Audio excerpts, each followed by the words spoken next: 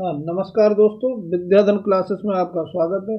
आज का टॉपिक है हमारा जो हिंदी का सेक्शन आता है आपका रस छंद अलंकार वाला, वो टॉपिक है। चाहे आपकी 10वीं की परीक्षा हो या आपकी 12वीं की परीक्षा हो, दोनों के लिए समान रूप से उपयोगी है। ये नंबर तो आपके इस वीडियो देखने के बाद पक्के हो ही जाएंगे, आपका एक भी क्वेश्चन छूटने वाला नहीं है। तो शुरुआत करते हैं पहले क्वेश्चन से। शांत रस का स्थायी भाव है, ऑप्शन में देखेंगे, ए वैराग्य, बी क्षमा, सी दया, डी निर्वेद। तो इसका सही आंसर हो जाएगा आपका डी वाला निर्वेद।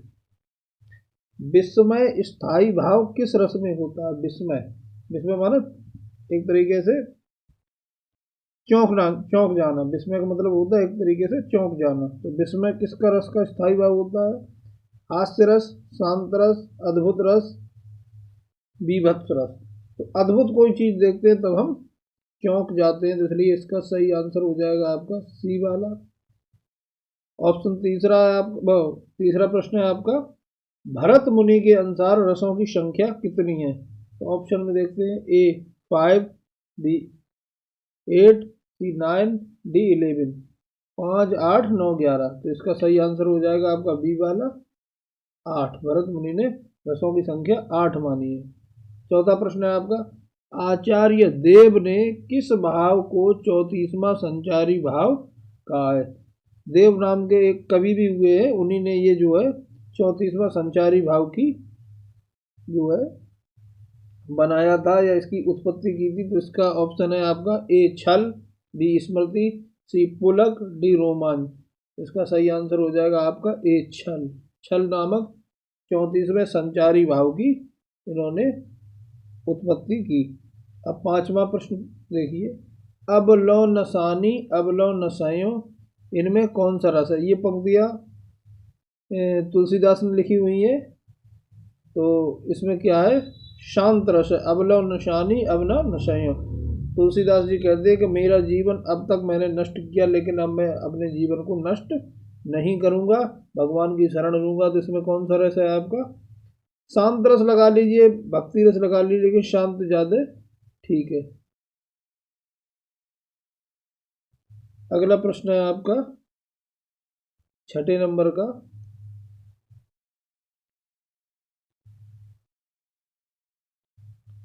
तो इसको पढ़ेंगे, कंकन किंकिन नूपुर धुनशुन में इस पंक्ति में कौन सा रस है? तो ये भी रामचरितमानस में तुलसीदास की पंक्तियां हैं ये। कंकन किंकिन नूपुर धुनशुन, इसमें ऑप्शन देखेंगे, ए वात्सल्य रस, बी संयोग श्रृंगार, सी वीर रस, डी अद्भुत रस। तो इसमें सही आंसर हो जाएगा आपका संयोग श्रृंगार। ये पुष्प वाटिका की पंक्तियां हैं, जिस समय राम और सीता का मिलन हो रहा, तो इसमें श्रृंगार रस हो जाएगा, संयोग श्रृंगार। सातवां प्रश्न है आपका, हे खग मृग हे मधुकर श्रेणी तुम देखी सीता मृग नैनी। ये भी तुलसीदास के रामचरितमानस का है। इसमें आपका हो जाएगा वियोग श्रृंगार। जिस समय सीता हरण हो गया उस समय की ये पंक्तियां हैं। रामचंद्र जी इधर उधर पशुओं से, मृगों से और भौरों से पूछ रहे हैं कि तुमने सीता को कहीं देखा है? तो यानी इसमें वियोग हो गया है सीता से प्रभु का, तो इसमें वियोग श्रृंगार है, ऑप्शन बी वाला। अब आठवां प्रश्न देखते हैं, अर्ध सम किस मात्रक जाति का छंद है? जिसमें आधा आधा सम, जैसे पहला तीसरा सम, दूसरा चौथा सम, इस तरीके का कौन सा छंद है? तो ए रोला छंद, बी दोहा छंद, सी चौपाई छंद, डी कुंडलिया छंद। तो इसमें जो होता है दोहा में पहला तीसरा समान होता है, दूसरा चौथा समान होता है, इसलिए इसको अर्ध सम मात्रक छंद भी कहते हैं। इसमें दोहा छंद में निशान लगा देंगे, सही का। अब 9वें नंबर का प्रश्न देखते हैं, चौपाई छंद के प्रत्येक चरण में कितनी मात्राएं होती हैं? 10 मात्राएं, 13 मात्राएं, 16 मात्राएं और 18 मात्राएं। इसमें सही आंसर हो जाएगा आपका चौपाई छंद में 16 मात्राएं होती हैं प्रत्येक चरण में। अगला 10वें नंबर का प्रश्न देखते हैं, दोहा छंद के प्रथम व तीसरे चरण में कितनी मात्राएं होती हैं? तो इसमें ऑप्शन देखेंगे, 10 मात्राएं, 12 मात्राएं, 13 मात्राएं और 16 मात्राएं। दोहा के पहले और तीसरे चरण में 13 मात्राएं, दूसरे और चौथे चरण में 11 मात्राएं होती हैं। अगला प्रश्न देखिए 11वां, छंद पढ़ते समय आने वाले विराम को क्या कहते हैं? छंद पढ़ते समय आने वाले विराम को गति, यति, तुक, गण। तो इसका सही आंसर है यति। छंद पढ़ते समय जो बीच में रुकते हैं तो उसको यति कहते हैं।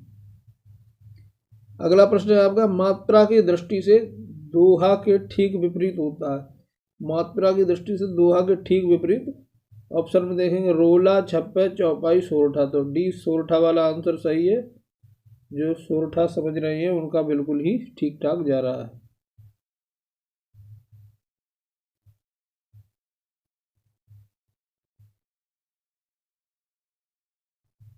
अगला प्रश्न है आपका 13